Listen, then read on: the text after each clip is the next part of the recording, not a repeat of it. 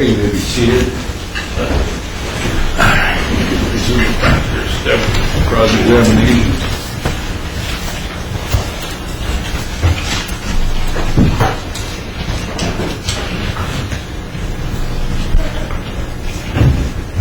Doctor, I would ask you to, could you please return to Plaintiff's Exhibit 2, which was the affirmation of Alexander A. Stemmer, M.D.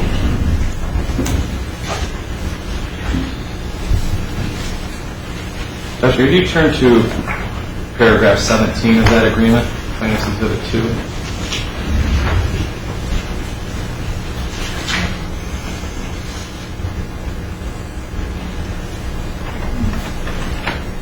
Are you there? 17? Yes, paragraph 17, page 6.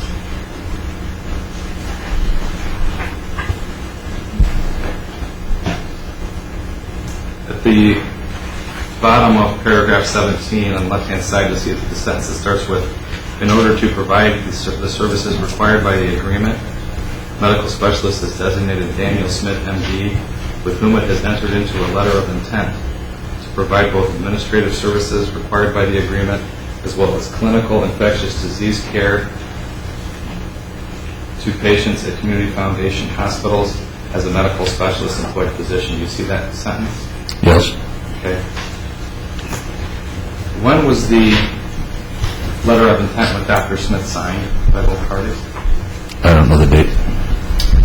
I believe you have in front of you listed as Exhibit M.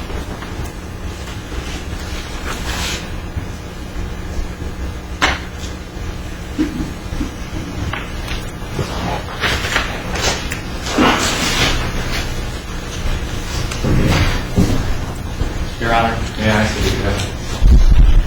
Yes.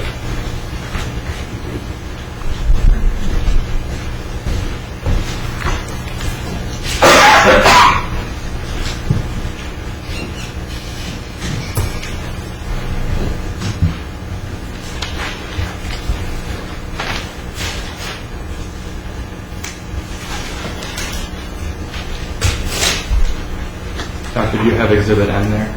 I do. Okay, what's the date on document that's Exhibit M? This one says June 19th. Okay, and did we establish previously that this affidavit was attached to the designation of evidence in response to our motion for summary judgment that was filed on May 24th, 2013? I accept that.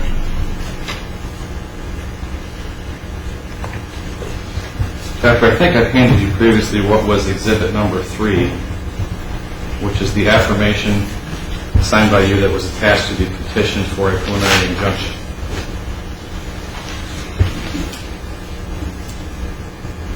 Yes. Do you have that? In paragraph 4, third sentence, it states that medical specialist is losing approximately 20 patient visits per day at St. Catherine Hospital by virtue of Dr. Patassi's violation of his covenant. Do you see that? Yes. Currently working today in practice for medical specialists with an employment agreement with medical specialists, is there an infectious disease physician at St. Catherine's Hospital? No, at this point, there would be no point in it.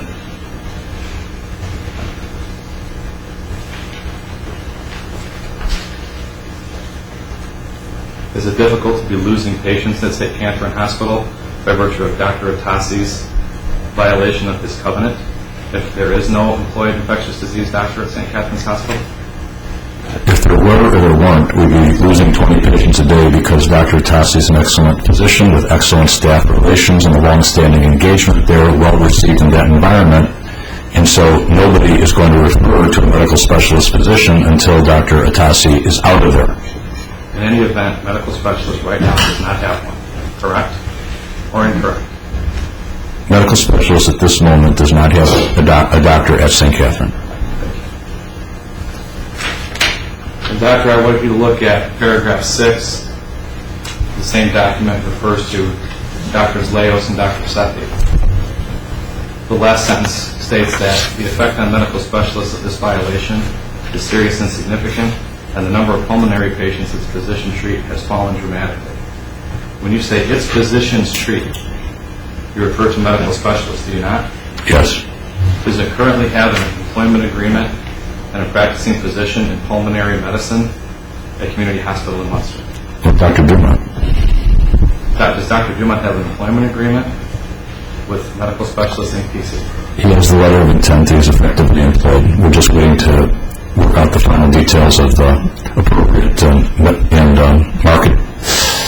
reasonable market values of the services provided before that's able to be put to ink. Right now, he has an agreement to agree. Is that correct? He has an agreement that there will be, he's accepted medical specialist employment, and we're waiting for the documents.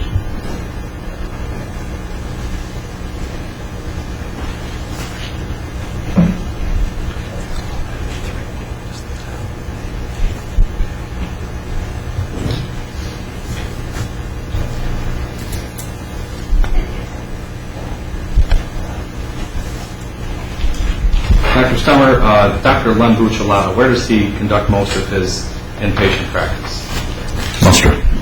Munster Community Hospital? Yes. And does Dr. Bucciolato have an employment agreement with medical specialists in PC? He does not.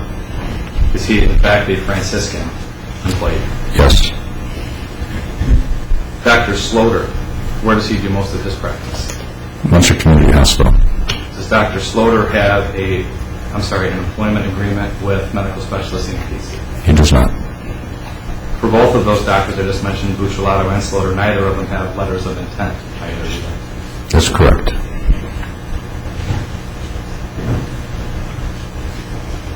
Doctor, in your direct testimony, Mr. Jensen was questioning you.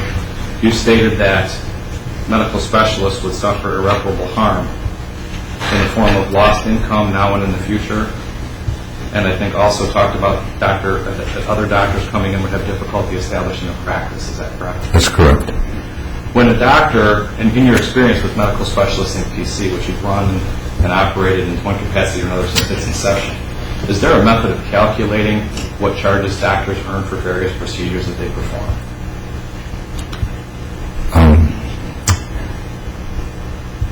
Please restate that question.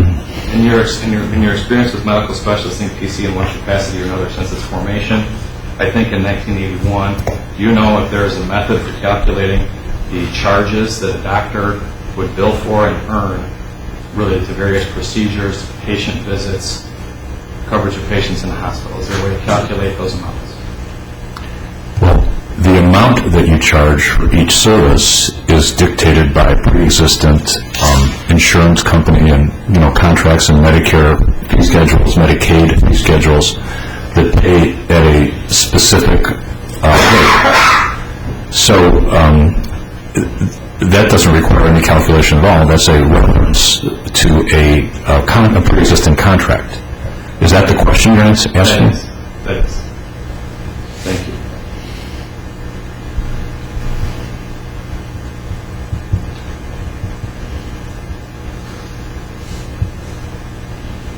Doctor, I want to ask you,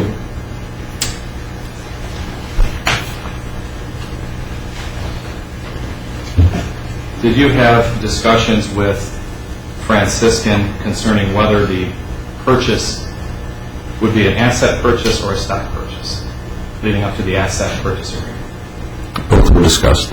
Okay. Did you express that you had a preference for one form over another for the folks at Franciscan? Yes. Okay. Which structure did you prefer? A stock purchase. Why? It was simpler in innumerable ways. With the stock purchase, all the doctors' contracts come across, so I wouldn't have had to create new contracts. I wouldn't have had to have substantial signing bonuses for doctors. I wouldn't have had to, restructure, have literally 50 different conversations. And so it's simply easier. Then the Medicare numbers stay intact, and all your insurance contracts stay intact. Doctors, you have 50 doctors that you've got to re-credential with Medicare, Medicaid, new contracts with a whole bunch of different companies. So it is just simpler to sell the stock and have all those existing contracts transfer with the transaction. And as an asset purchase, that does not happen. Right. Okay.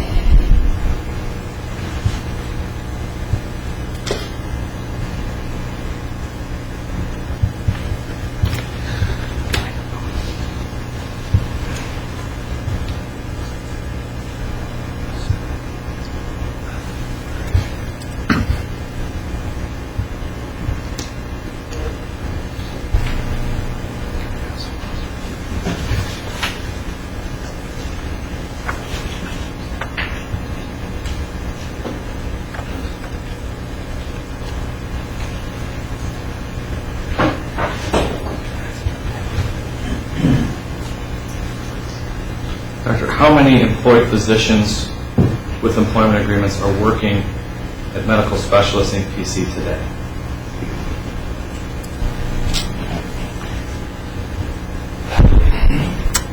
Approximately 50, plus or minus 5. I can't tell you exactly. No, I'm sorry, I meant Approximately 50, plus or minus 5. Sorry, Doc, I meant medical specialists in PC. Oh, I'm sorry. Working with employment contracts as of today.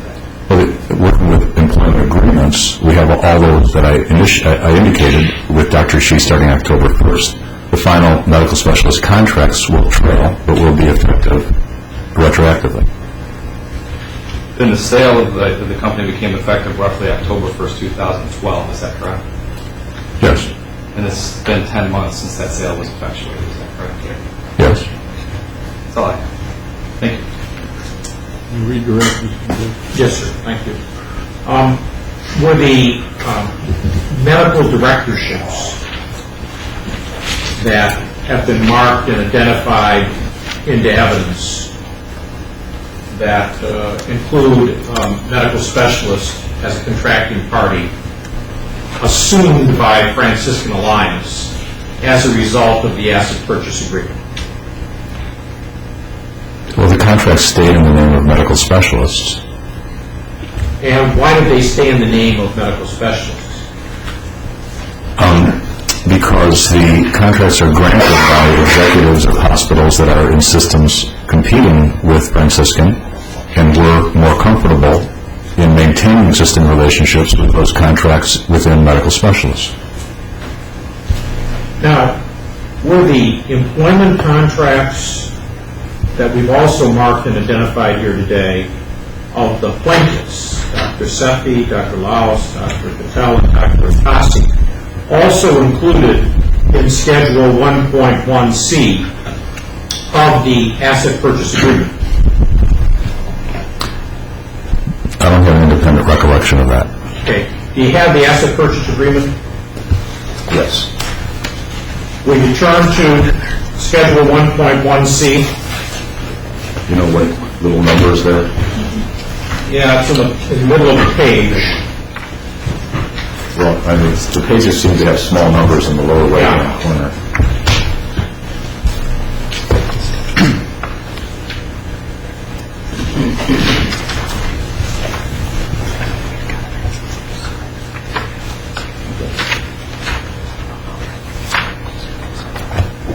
I'm looking at that page.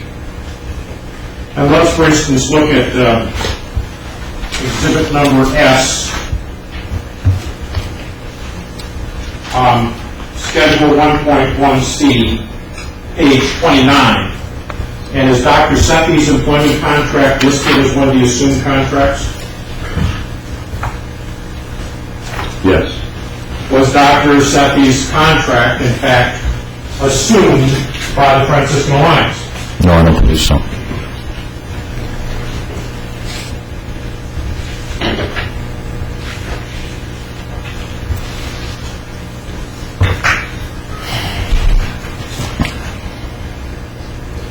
Let's turn to page 25 of that document, and let's look at Dr. Keenan Natassi's employment agreement. Is that also listed as an assumed contract? Yes, it is. Was it in fact assumed? No, it was not.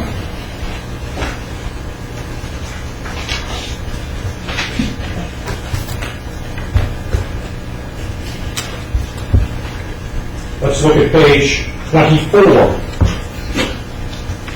Employment agreement between medical specialists and Karen Jordan. You see that is listed as an assumed contract. Yes, I do. Was that in fact assumed? No, it was not.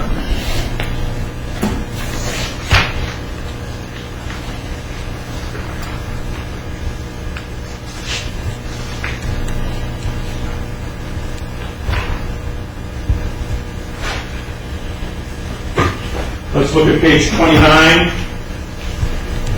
and see if we can identify the employment agreement of Sanjay Patel. You see that? Yes, I do. Was that listed as an assumed contract? Yes, it is. Was it in fact assumed? No, it was not. So, Dr. Summer, the fact that various contracts of employment and medical directorships were listed in Schedule 1.1C did not necessarily mean in reality that in fact they were assumed. Is that correct, sir? That's correct. Now, did you and Dr. Chi orally agree to have her as an employee of medical specialists before the contract date indicated on the exhibit of June 6, 2013? Yes.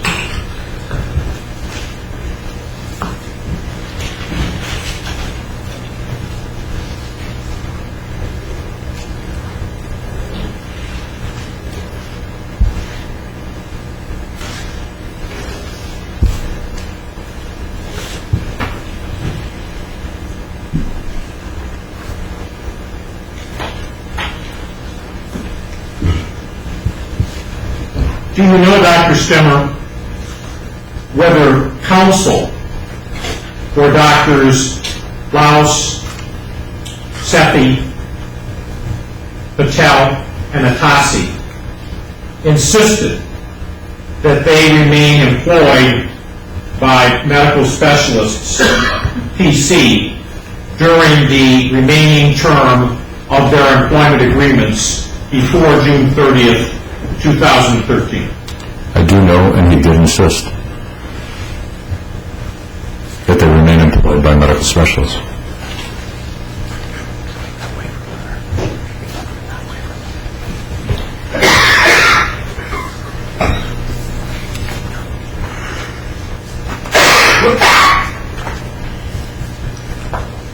With regard to the agreement involving Dr. Weaver, in order to fulfill her duties and responsibilities as a medical director at St. Mary Hospital, for instance, the wound and ostomy contract, does she have to be a member of the medical staff? I believe so. And is one of her duties as specified in her agreement to serve as a consultant on the care of patients on referral from other physicians? That's clearly specified. That's clinical medicine, isn't it, sir? Without a question. Thank you, that's all. Blue Cross?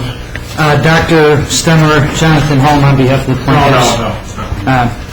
The person who starts out has to finish. We can't switch the baton to another attorney. It's More fine, Your Honor. comfortable either way. It's just a plethora of documents makes it easier for two of us to do it. But I understand, that's fine.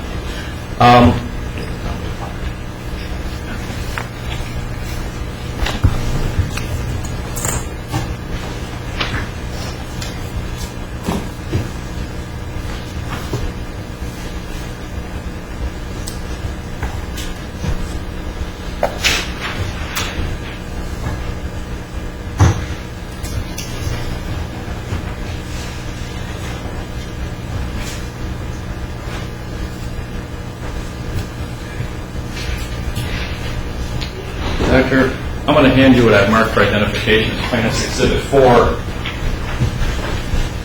Appears to be a letter dated January 9, 2013. Ask you if you've seen that document before.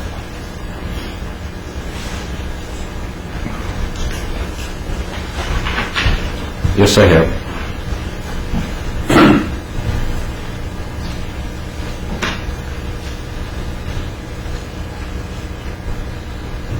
And who's the author of that document?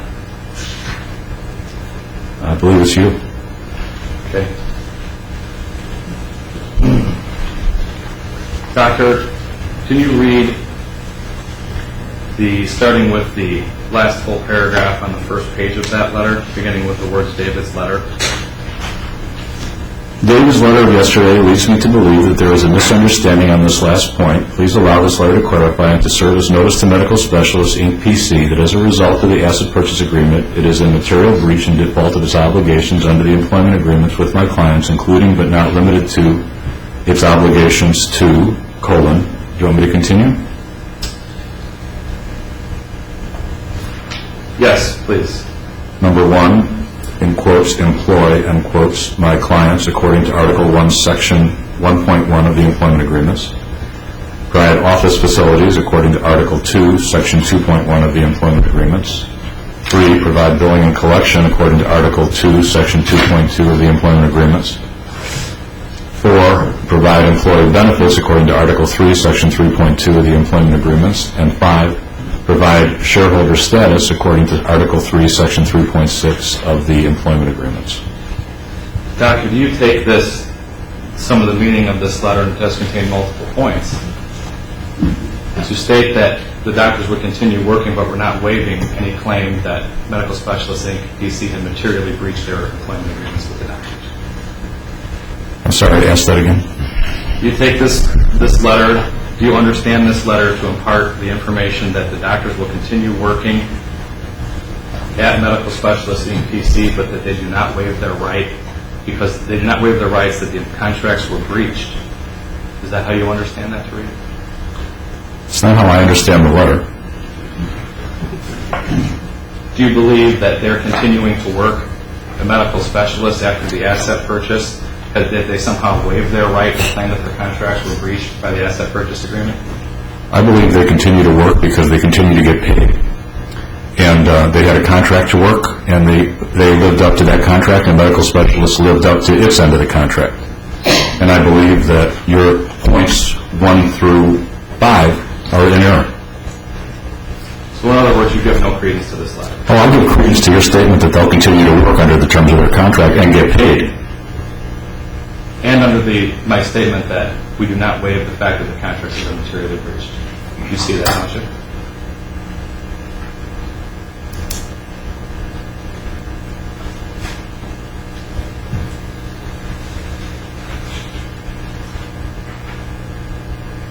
I suspect the document reads for itself that you're serving notice that you believe that. That's not what I believe. Understood. Doctor, you've stated in your redirected information that you and Dr. Chi had reached an oral agreement as to her employment sometime at the end of May. Is that about right? I said that I didn't know the dates, but I believe that's about right. Doctor, did the oral agreement contain all of the provisions and conditions precedent and all of the limiting language contained in Exhibit L, which is her employment agreement?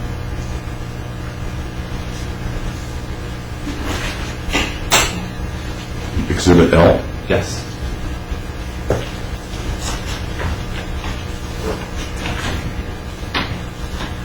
And what are you referencing in the conversation? Did your oral agreement with Dr. Chi to become employed by a medical specialist contain each and every agreement within this contract? No. When one reaches an agreement... That's right. The no works. I just want to... My question to you was, did you say everything in this agreement to her and she said, okay, I agree? It's preposterous, and no, I did not say that. Thank you.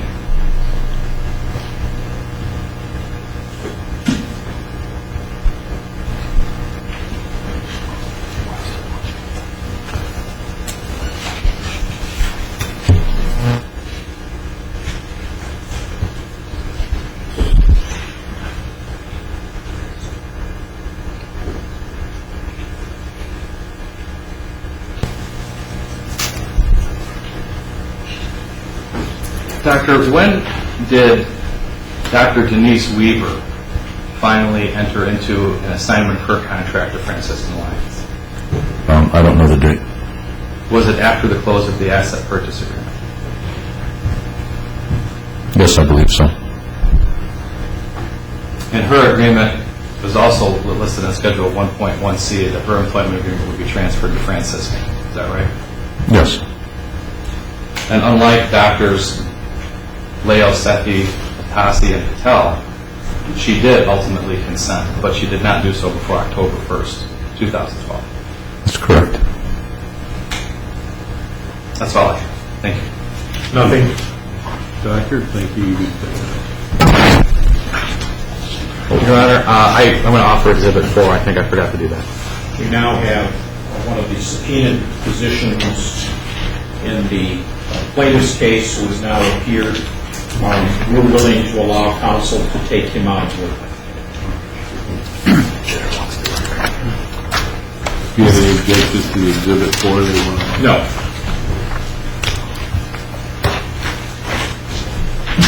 Does the court reporter have Exhibit 4? Make sure it's up there.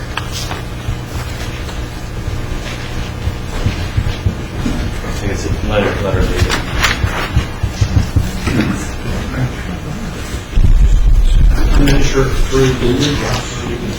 I did not offer for it. Take it off.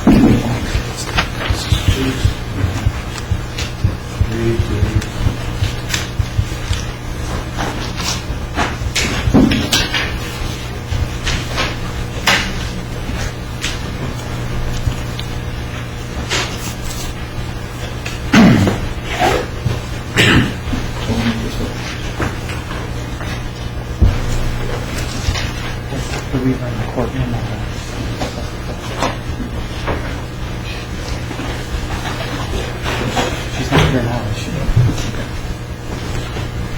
Yes, 4-0. You got 3. Both Dr. Rademacher and Dr. Weaver, who are subpoenaed witnesses for the plaintiffs in their case, have now arrived and are waiting in the hallway. We're certainly... Okay, Rademacher's. Well, why don't you guys put on Dr. Rademacher? You indicated to us that you were going to call him. Well, no, we're not calling You're not calling him? No. Okay. So if you want to call him as part of your case, what I'm suggesting is that we will allow you to call him out of order to try to move this along for purposes of the court. Yeah. Your Honor, we've had the 2 medical assistants with 3 of the plaintiffs' new office, and they've been here since 9 o'clock this morning. I'd like to get them up and down. I think they're part of the movements case in chief. I prefer to do that first. Are they doctors? No, they're not. The medical assistants. These 2 doctors need to get back to the practice. They do. Excuse me for a second on that subject. We initially subpoenaed those doctors for the 4th and 5th, and we discussed our order of witnesses with opposing counsel, and they indicated to us that their case would take a little bit more than a half a day to put on, and then we'd like to put on our witnesses in the order that we would like to put them on in. I appreciate the fact that Dr. Weaver and Dr. Rademacher have shown up, but we'd like to take the witnesses in order if we could. Does it make a difference to your case if we're right here then? Well, Your Honor, I think some of it's going to depend on what the other witnesses say as to what questions we want to ask. We might be able to cover less territory with them under less time once the plaintiff's case is in. Or, I'm sorry, the movement's case is in. They will have rested at that point, and then we'll know what we really need to get into and what we don't. I know that they're doctors. I also know it's 10 after 2 in the afternoon if someone has a duty. Not unlike our 4 physicians, they should have canceled those appointments. I apologize for that, but this is 4 people's lives hanging in the balance. How long are these witnesses going to take, the other lay witnesses? How long does the court intend to work this evening? Well, we usually like to adjourn by 4:30. I don't think there's any question this is going into tomorrow. Well, that I think is the problem, that I really would like to try to, the physicians are here in compliance with the subpoena that was served on them. I really would like to try to get them on and off so that we don't have to have them come back tomorrow. That's pretty disruptive. At the same time, it is disruptive, and I don't disagree. I also agree that I think we have a right to take the witnesses in some functional order that will make sense and that the case will flow. We've subpoenaed those witnesses. In our case, the movement hasn't rested yet. And if we can get the 2 medical assistants on and off, I don't know if Mr. Jensen intends to call anybody else, but if it takes the day to finish putting that case in, then it takes the day. I wish I could help that. I can't. How long are the medical assistants going to take? Mr. Jensen subpoenaed them, so. Are you calling them, Mr. Jensen? Yes, I am. But I simply wanted to make it easier for the court. So they would be calling the doctors? and you That's would- right. They would be calling the doctors in their own case, and I would be calling the medical assistants in mine. And my belief was that given the schedules of the doctors, it would perhaps be more expeditious and courteous if we could get them on and off today so that they weren't held back and perhaps had to be called tomorrow, because then they would have lost pretty much close to 2 days. Why don't we call the doctors? Let them testify, send them on, and if something comes up that you feel you need to call them back, we'll call them back. Very well. No, Weaver. Dr. Weaver. Good call. Then Dr. Weaver, Your Honor. Okay.